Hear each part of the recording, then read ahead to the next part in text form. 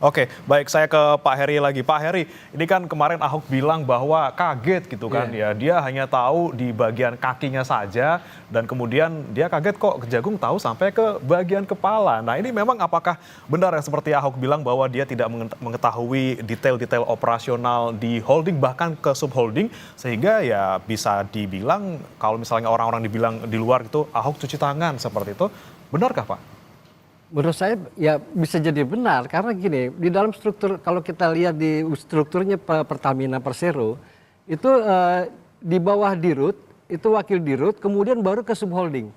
Jadi bukan dari komisaris. Jadi Pak Ahok itu hanya bisa menyentuh Bu Nike dan kawan-kawan di situ ya.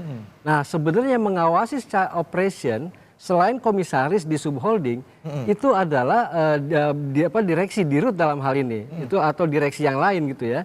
Nah, mereka lebih dekat untuk operation gitu. Nah, mereka menangani itu karena mereka bisa berkoordinasi secara langsung karena garisnya nggak putus tuh. Oke. Nah, tapi dalam hal ini PT Pertamina ini kan sebagai pemegang saham dan seluruh laporan operation termasuk hal-hal yang lain, keuangan yang lain-lain itu kan dikonsolidasikan di PT Pertamina Persero dari seluruh subholding ini. Ketika dikonsolidasikan itu kan momentum dari holding untuk memeriksa bagaimana ini hasil. Kalau hasilnya A, kenapa hasilnya A minus, bagaimana prosesnya segala macam. Kenapa hasilnya A plus, kenapa kita harus impor dari seharusnya 10 menjadi 15. Nah, itu kan adanya di situ. Tapi laporan dari subholding masuk ke holding itu setelah dapat persetujuan dari Dewan Komisarisnya.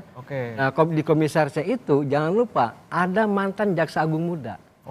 Nah, artinya orang dalam kejaksaan mereka bisa minta keterangan di situ juga gitu.